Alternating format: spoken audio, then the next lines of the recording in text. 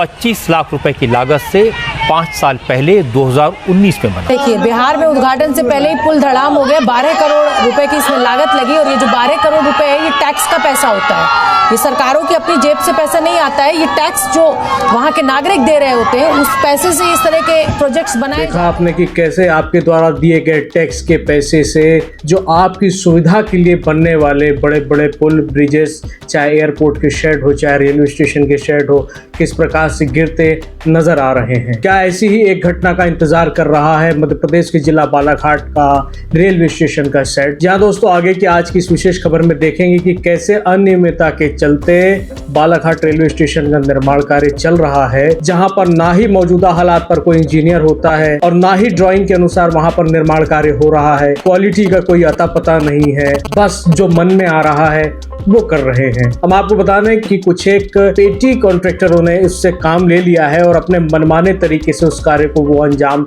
दे रहे हैं। प्रश्न चिन्ह अब यह उठ रहा है कि लाखों हजारों लोग जो प्रतिदिन रेल के माध्यम से सफर करते हैं, ईश्वर न करे कि अगर कल को कोई अप्रिय घटना हो गई, भव्य नवनिर्मित जो शेड बना है अगर ये गिर जाए और इसमें लाखों हजारों लोगों की सुरक्षा के ऊपर प्रश्न चिन्ह लग जाए तो जिम्मेदारी किसकी होगी। हमारे देश की सबसे बड़ी विडंबना यही है कि हम घटना के बाद जागते हैं, घटना ना हो उसके पूर्व हम जागते नहीं है। आखिर ऐसा क्यों हो रहा है कि सारे नियमों को ताक पर रखते हुए धड़ल्ले से गुणवत्ताहीन कार्य मध्य प्रदेश के जिला बालाघाट के वहां पर चल रहा है। जब हमने और हमारे साथी पत्रकारों ने वहां पर जिम्मेदार व्यक्ति से बात करना चाहा, कोई भी व्यक्ति औपचारिक रूप से बयान नहीं देना चाह रहा है, ना ही सामने आकर के ये बताना चाह रहा है कि ये कार्य किसका है, कौन कर रहा है, इसके नॉर्म्स क्या है, इसकी सुरक्षा क्या होगी, इस निर्माण कार्य में लगे हुए सारे लेबर का क्या श्रम विभाग से पंजीयन हुआ है, क्या टेस्ट और क्वालिटी रिपोर्ट समय पर बनाई गई है, क्या समय समय पर इसका भौतिक सत्यापन इंजीनियरों द्वारा किया जा रहा है। ये सभी के सभी प्रश्न इस हो रहे नवनिर्माण कार्य के ऊपर प्रश्न चिन्ह उठाता है। देखेंगे आज की इस विशेष खबर में।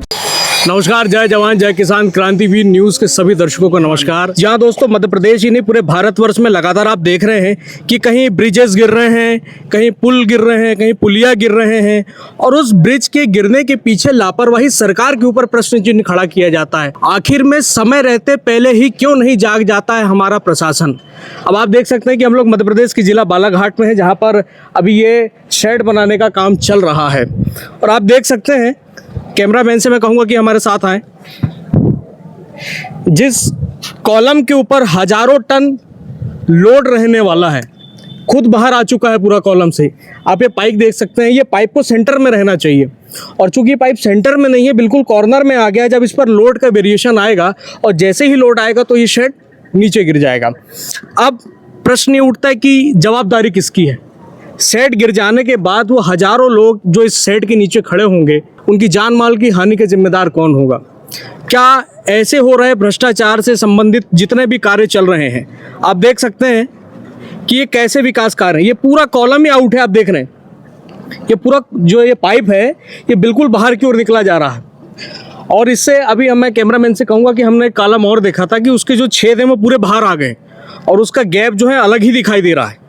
आप आइए हमारे साथ, देख सकते हैं ये कॉलम के अंदर पूरा गैप है, ये प्लेट में और इस कॉलम के बीच में बिल्कुल भी गैप नहीं होना चाहिए।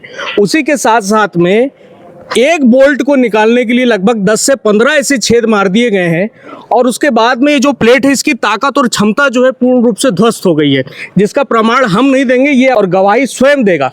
अब कैमरामैन से मैं कहूँगा कि दिखाइए आप यहाँ कितना बड़े शेड कार के निर्माण में इस प्रकार की लापरवाही देखी जा रही है। और अगर यही परिस्थिति चलते रही, आप देख रहे हैं लगातार यहाँ पर अभी काम चल रहा है पेंटिंग का और वहाँ पर जो लेबर्स हैं वो कॉलम में ढलाई कर रहे हैं, क्योंकि अगर हम कल आते तो शायद हमें ये चीज़ दिखाई नहीं देती जो आज हमें दिखाई दे रही है। हमारे एक सब्सक्राइबर ने हमें फ़ोन किया जो कि रोज़ प्रतिदिन रेल से सफ़र करते हैं कि भैया इस प्रकार का निर्माण हो रहा है। हमने कहा कि निर्माण होना तो बहुत ही अच्छी बात है, परंतु उस निर्माण कार्य में प्रश्न चिन्ह लगना बालाघाट जिले के विकास कार्यों के ऊपर ही प्रश्न चिन्ह खड़ा करता है।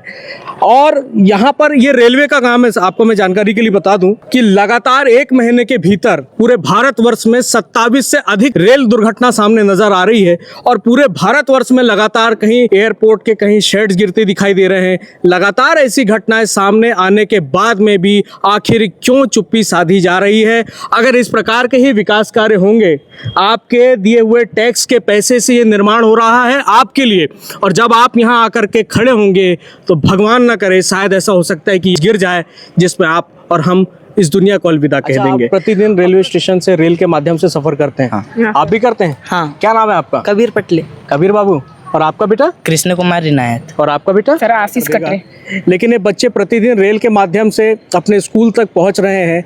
अब इनकी ज़िंदगी के ऊपर प्रश्न चिन्ह अगर लग रहा है, इनकी बेशकीमती ज़िंदगी के ऊपर, ये भारत का भविष्य है, अगर इन्हीं भारत के भविष्य के ऊपर अगर प्रश्न चिन्ह लग जाएगा, इनकी ज़िंदगी की सुरक्षा के ऊपर प्रश्न चिन्ह लग जाएगा, तो हमारा देश कमज़ोर हो जाएगा।